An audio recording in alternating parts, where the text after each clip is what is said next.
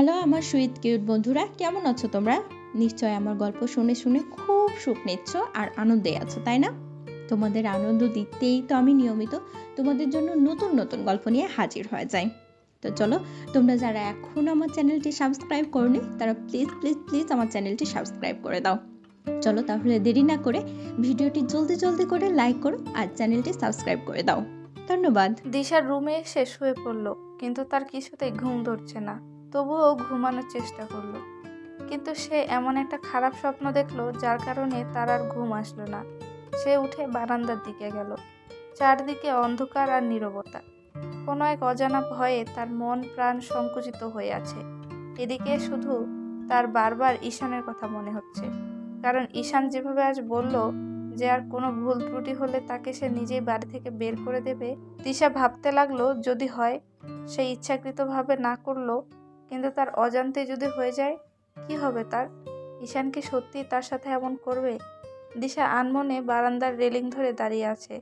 হঠাৎ ঈশান তাকে পিছন দিক দিয়ে জড়িয়ে ধরল আর বলল, এখানে এভাবে একা একা কি করছো? দিশা কোনো উত্তর দিল না। কি হলো? তবুও সে চুপ হয়ে আছে। ঈশান এবার দিশার দিকে ঘুরিয়ে তার মুখ করল।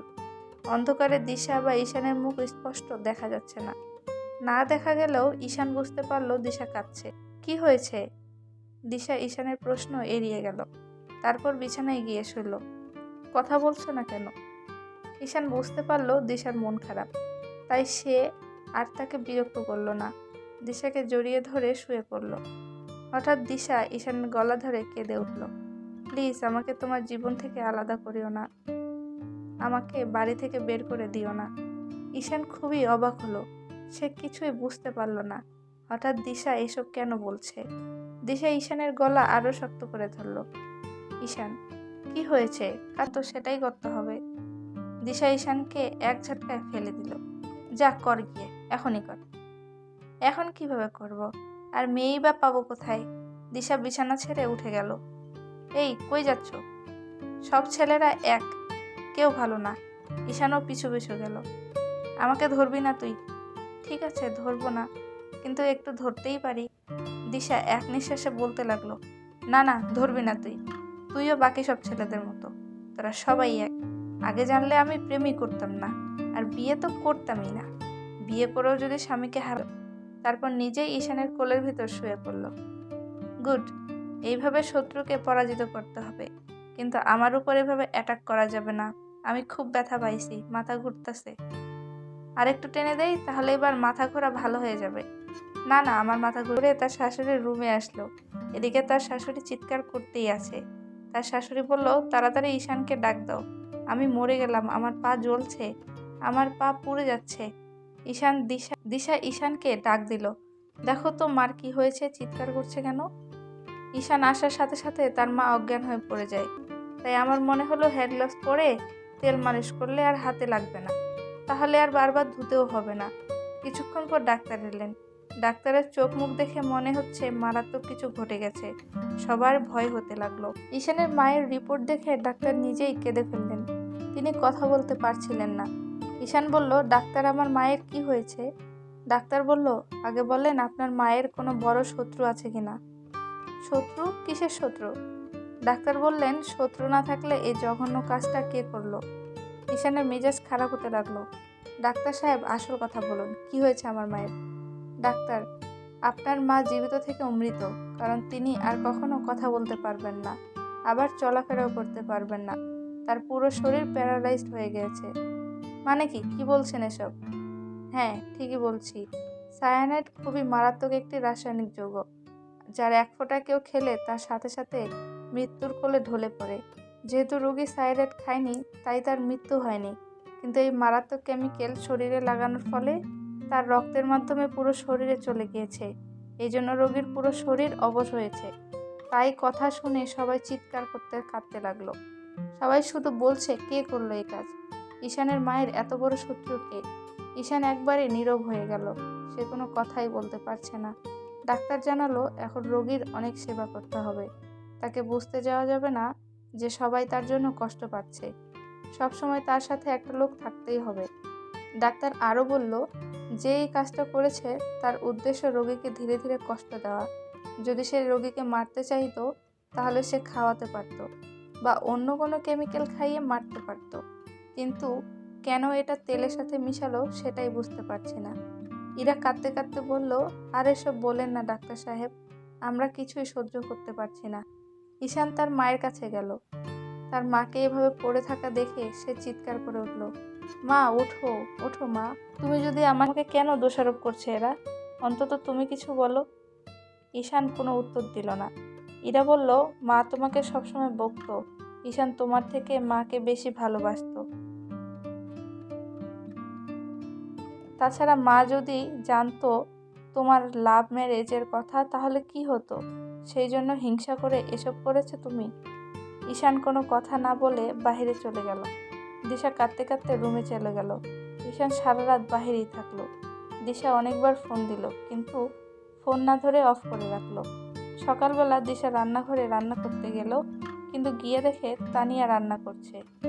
দিশা, তুমি রান্নাঘরে কি করো? তানিয়া, ইরা আপা আজ থেকে আমাকে রান্না করতে বলেছে। দিশা, কেন? তানিয়া, তা তো আমি জানি না, ইরা আপা বললো আপনি যেন রান্নাঘরের আশেপাশে না আসেন।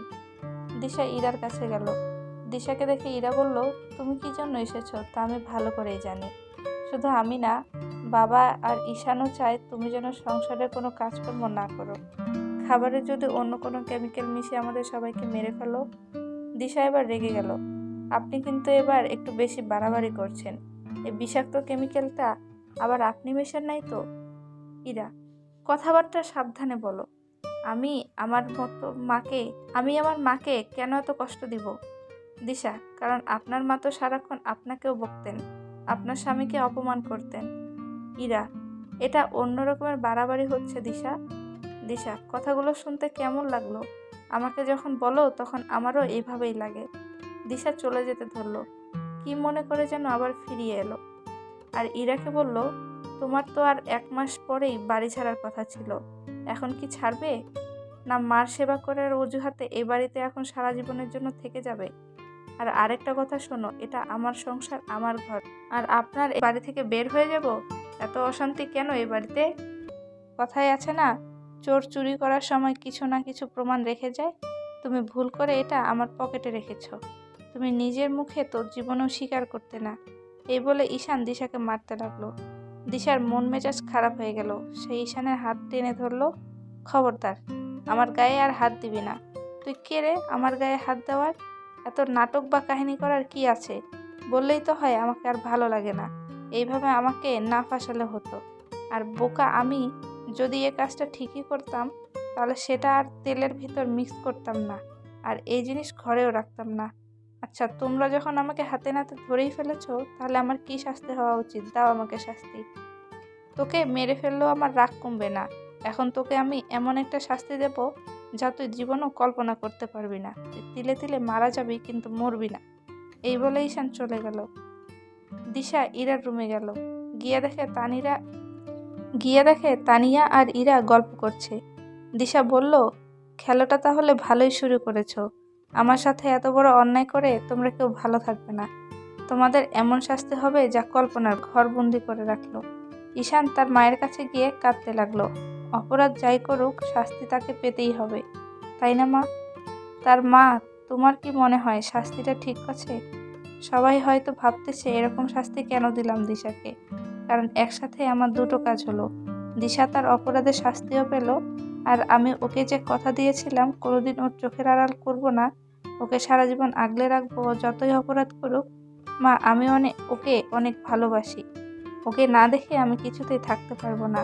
ওকে আমি কোনোদিন কষ্ট দিব না সে প্রমিসও করেছিলাম, কিন্তু সেটা আর রাখতে পারলাম না। ওকে আজ অনেক মেরেছি। ও নিশ্চয়ই কাঁদছে।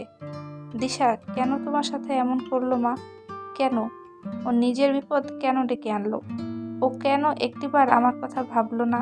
ওর অনেক ফাজলামি মেনে নিয়েছি, কিন্তু এবার তো কোনো ফাজলামি করেনি। মারাত্মক অপরাধ করেছে। আমার মায়ের সাথে অন্যায় করেছে। আমার মায়ের জীবনের সব আনন্দ কেড়ে নিয়েছে।